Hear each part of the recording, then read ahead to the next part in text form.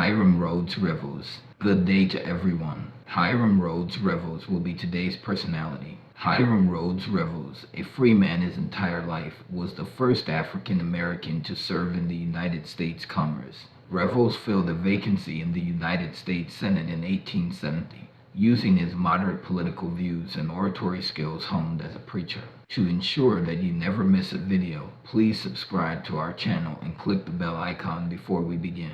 Birth: Hiram Revels was born to free parents on September 27, 1827, in Fayetteville, North Carolina. His father worked as a Baptist preacher and his mother was of Scottish descent.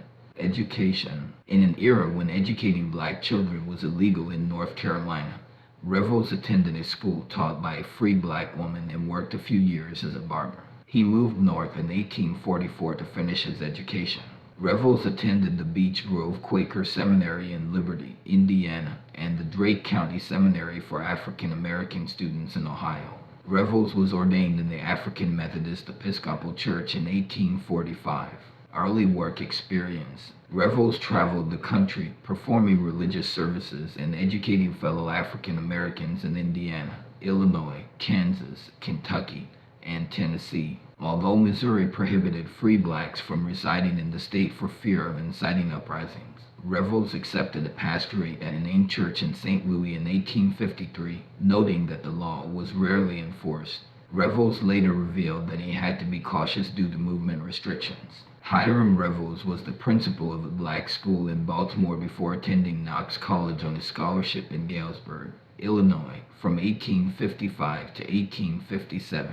He was among the few black men in the United States with a college degree. When the Civil War broke out in 1861, Revels helped recruit 2 black regiments from Maryland. He served in the Union Army Chaplain Corps as the chaplain for a black regiment in campaigns in Vicksburg and Jackson, Mississippi, in 1862, when black soldiers were allowed to fight. He led 2 regiments of troops. Revels returned to St. Louis in 1863, establishing a freedmen's school. He was elected alderman of Natchez in 1868. A year later, he ran for Senate in Mississippi. February 25, 1870, Hiram Revels became the first person of African ancestry to be seated as a United States Senator. He accepted an appointment to the United States Senate under the old system in which state legislatures chose national senators. He was elected 81-15 to finish the term of Albert Brown. But it was not an easy journey. He was almost not seated. Although the Declaration of Independence boldly pronounced that all men are equal, that was not true for persons of African ancestry. This was 1870, and the Supreme Court's 1850 decision, just decades prior, stated that persons of African ancestry were not and could not be considered citizens. The Southern Democrats made this a principal part of their argument to prevent Revels from being seated. Even though Revels voted in Ohio for many years, the 14th Amendment was used to determine his citizenship in the Democrats' era. This would have meant that he had only been a citizen for 2 years. The requirement for senator seat was citizenship for 9 years. Counter-argument was that Revels was primarily of European descent. Therefore, Dred Scott ruling did not apply. He was seated along party lines, 48 Republicans and 8 Democrats. U.S. Senator Charles Sumner said, "The time is past for argument. Nothing more need be said. For a long time it has been clear that colored persons must be senators." With that, Revels became the first African American senator. Everyone in the gallery stood to see him sworn in. Major contributions: Revels saw himself as a representative of the state, regardless of color. As such, he received petitions from black men and women from all states. His sense that he represented his entire race was evident in his maiden speech, in which he spoke in favor of reinstating black legislators forced from office in Georgia.